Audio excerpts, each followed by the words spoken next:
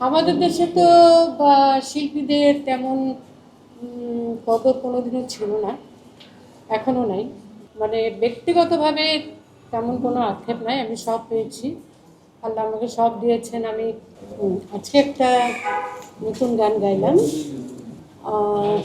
গানটা লিখেছেন জনাব ফারুক ফারুক আনোয়ার ফারুক আনোয়ার সাহেব গানটা লিখেছেন। আর সুর করেছে হচ্ছে সম্রাট সম্রাট আহমেদ সুর করেছে।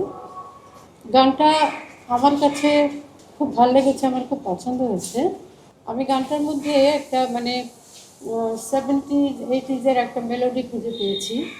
মেলোডি মনে হলো যে সেই আগেকার একটা মেলোডি যেন এই গানটাতে আছে। খুব মিষ্টি একটা সুর, খুব সুন্দর। মানে সব কিছু মিলিয়ে গানটা ওভারঅল সব কিছু মিউজিক টিউজিক সব মিলিয়ে আমার খুবই পছন্দ হয়েছে। আসলে গান তো ভেতর থেকেই আসে, আর গান গাইছি সে ছেলেবেলা থেকেই। জ্ঞান তখন ভালো করেই হয়নি, তখন থেকে গান গাইছি। আর যখন গান গাই তখন তো গানের মধ্যেই ডুবে যাই, এবং গানটাই মনে হয় সব কিছু।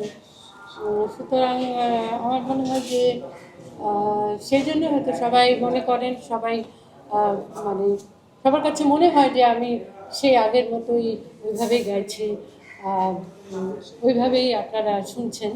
তো এটা আমার উপরওয়ালার তো অবশ্যই অনেক কৃপা, এবং আপনাদের সবার দর্শক শ্রোতাদের সবার ভালোবাসা, এইসব মিলিয়েই তো আছি আমি। না, ইন্ডাস্ট্রি নিয়ে আক্ষেপ তো নাই। আমি সবসময় একটা কথাই বলি যে আমার মানে ব্যক্তিগতভাবে তেমন কোনো আক্ষেপ নাই, আমি সব পেয়েছি। আল্লাহ আমাকে সব দিয়েছেন। আমি এত ভালো ভালো গান গেয়েছি, মানে ফিল্ম ইন্ডাস্ট্রির প্রত্যেকের কাছে আমি অনেক কৃতজ্ঞ। সুরকার, গীতিকার, প্রডিউসার, ডিরেক্টর, তারপরে আরও যারা ফিল্মের সঙ্গে জড়িত, ফিল্মের গানের কথা আমি বলছি। তো আমার সেরকম কোনো আক্ষেপ নাই, তবে আমার একটাই যেটা আক্ষেপ আমি সবসময় বলি, যে সেটা হচ্ছে যে এই যে আমরা এত এত গান গেয়েছি, হাজার হাজার হাজার হাজার গান সবাই গেয়েছি, কিন্তু আক্ষেপ একটাই যে এই আমাদের দেশে গানের কোনো রয়্যালটি নেই। রয়্যালটি পৃথিবীর মানে প্রত্যেকটা দেশেই আছে। গানের শিল্পীদের, অন্যান্য শিল্পীদের তো আছেনই, গানেরও শিল্পীদের রয়্যালটি প্রত্যেক দেশেই আছে, কিন্তু আমাদের এখানে রয়্যালটির কোনো ব্যবস্থাই নাই, কিছুই নাই। এটা সরকারিভাবে না করলে এটা কোনোদিনও হবে না। রয়্যালটি থাকলে অনেক অনেক শিল্পী অনেক অনেক ভালো থাকতেন, অনেক শিল্পীর পরিবার অনেক ভালো থাকতেন। যেমন আব্দুল আলিম সাহেবের পরিবার, আব্দুর রহমান গায়ত্রী ভাইয়ের পরিবার, এরকম আরও অনেক পরিবার আছে যারা অনেক ভালো থাকতে পারতেন, কারণ এনাদের মতো শিল্পী তো আর কখনো আসবে না, আসেও না। তো সুতরাং এই একটাই আক্ষেপ আমার, যে আমাদের দেশে যে যদি একটু রয়্যালটি সিস্টেমটা চালু হতো তাহলে খুব শান্তি পেতাম। আপনারা যা দেখেন আমি তাই দেখি, আমি তো আলাদা কিছু না। আমি কি দেখবো, দেখছি সবাই যেরকম দেখছেন যে কোনো কিছুই তেমন আগের মতন হচ্ছে না। আগের মতনই যে হতে হবে তা তো না, মানে এমন কিছু হবে যেটা সবারই মনে থাকবে যুগ যুগ ধরে।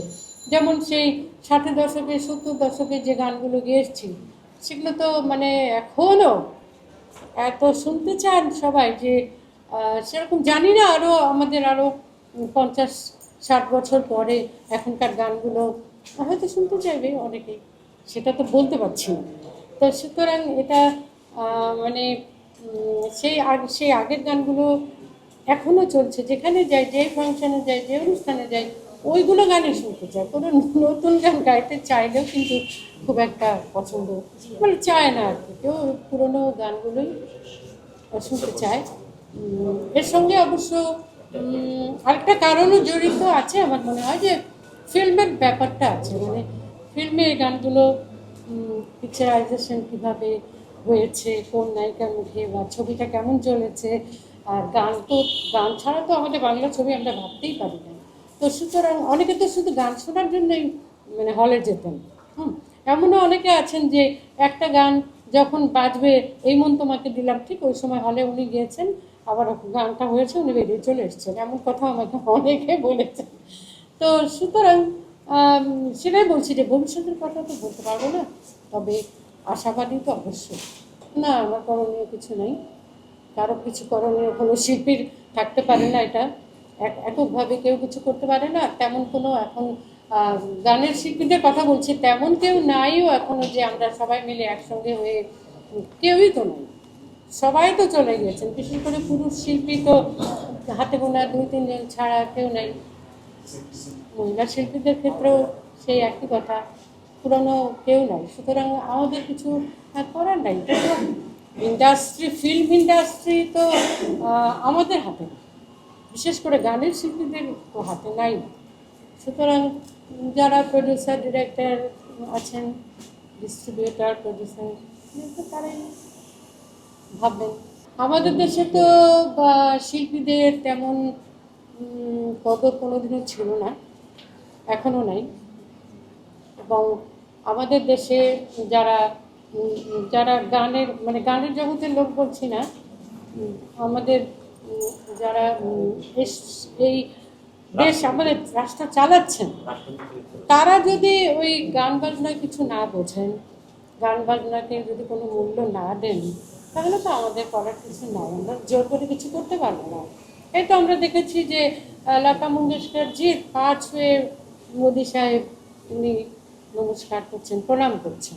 হ্যাঁ, তো ওনারা গান ভালোবাসেন এবং মানে গানকে ওনারা কোথায় যে নিয়ে গেছেন সেটা বলে বোঝানো সম্ভব না। কিন্তু এটাকে আমরা কখনো আমাদের দেশে পেয়েছি? পাইনি। সরকারিভাবে সেরকম কত বড় বড় শিল্পী আমাদের দেশে ছিলেন, এখনও হয়তো 2-4 জন আছেন, কিন্তু সরকারিভাবে কোথায়? তো অন্তত তাদেরকে কোনো স্বীকৃতি দিতে তো দেখিনি। এই যে এত শিল্পী চলে গেলেন, তাদের তো গানগুলো নিয়ে অন্তত আর্কাইভ করে রাখা যেত। সুবীর নন্দী হোক, অ্যান্ড্রু কিশোর হোক, পুরানো সবার কথা বাদই দিলাম, সে তো অনেক শিল্পীরা। তো এগুলো তো করার কথা কেউ চিন্তা করে না, এটা তো আর আমাদের পক্ষে মানে কিছু করা সম্ভব না। তো ওনারা সম্মান দিতে জানেন, শিল্পীকে সম্মান দেন। আমাদের আশেপাশের রাষ্ট্রের সবাই তো, সুতরাং আমাদের সেরকম কিছু নাই। ফরিদা পারভিনও সেরকম নিভৃতেই চলে গেলেন, উনিও সেরকমভাবে। ফরিদা পারভিনের মতো কি আর শিল্পী আসবে? কখনোই, কোনোদিনও আসেও। তো আমাদের দুর্ভাগ্য।